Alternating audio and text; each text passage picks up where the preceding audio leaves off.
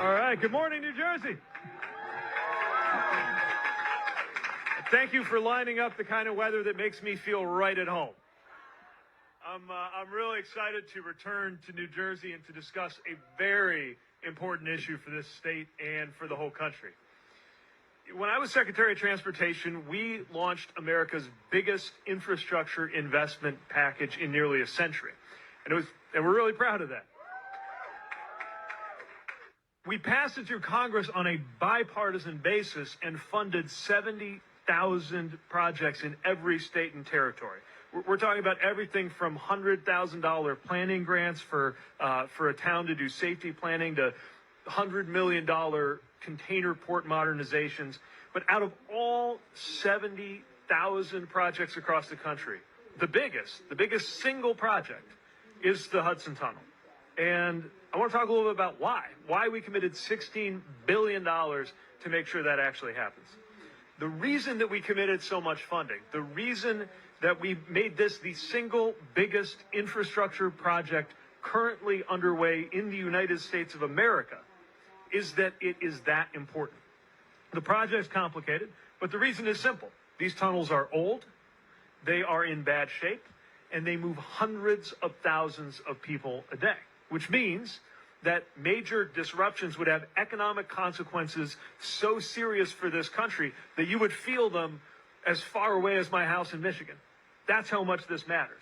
It's not just a priority, it's an absolute necessity. These are tunnels that were never supposed to go this long without major repair or replacement, and keeping them operational became even more challenging after Superstorm Sandy flooded them with salt water. Lose those tunnels, and hundreds of thousands of people find their commutes become impossible, and millions of people find that their lives are impacted, and most of those people are in New Jersey. It's probably why I got so many phone calls and letters about this project from New Jersey leaders like Congresswoman Mikie Sherrill. There is a reason that the news media referred to her as the, quote, tunnel-obsessed Congresswoman. The entire time that I was secretary, if I picked up the phone and the caller ID said Mikie Sherrill, I knew what she was probably calling to talk about. But she didn't just urge us to choose this project for funding. She helped to make sure the funds were there in the first place by working to get the bipartisan infrastructure law passed. She was doing what so many people talk about but don't actually do, which is work with Republicans and Democrats to make sure that the infrastructure package actually happened, and then worked with me and worked with others on both sides of the river and both sides of the aisle to get this project the support that it needed and deserved. What a contrast from her opponent, Jack Ciattarelli. He didn't help this tunnel get funded, and he's not standing up for it now, which is a shame because President Trump has announced his intention to kill, or in his words, terminate the project out of spite. Let's be clear. The president didn't say that this project isn't a good idea, or that it isn't a good use of money, or that New Jersey doesn't need it, or that America doesn't need it. He openly admitted that he stopped this project because he doesn't like Chuck Schumer. It is straight up mob boss politics. And it's also a test. It is a test of any leader to see if they will put the people of this state first. New Jersey is facing the loss of the most important transportation project in the state. And the president is prepared to destroy tens of thousands of good-paying union construction jobs, make commuting worse for hundreds of thousands of New Jerseyans, make the economy worse for millions of Americans. And shockingly, there is only one candidate in the race for governor who is standing up for the commuters who count on these tunnels every day.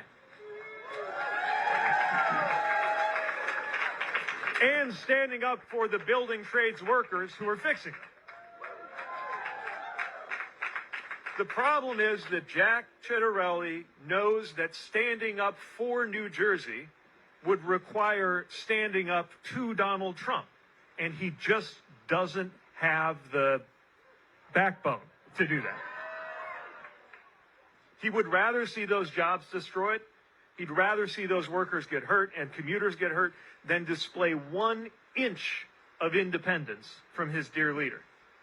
Jack Sherrill says he agrees with everything Trump has been doing, gives him an A grade.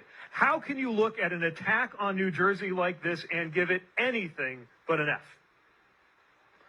And how can the people of New Jersey trust Jack Ciattarelli to lead this state when he doesn't even have the courage to stand up for the biggest infrastructure project in the country, which happens to be in New Jersey? If you can't stand up for the Hudson tunnels, there is no way that he's going to stand up for you. For example, he's not going to be willing to stand up against the $1,800 import tax, otherwise known as tariffs, that the president has imposed that are making everything more expensive.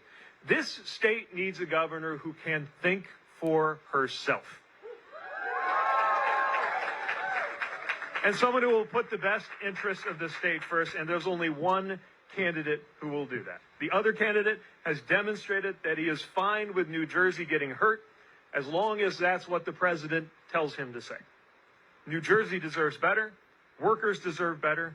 Commuters deserve better. The state deserves better. And in a few days, voters get to send a strong message by electing a governor who takes her cues from the people of New Jersey, not orders from the White House. So please welcome a problem solver, a veteran, a leader, a public servant, my friend, and your next governor, Mikie Sherrill.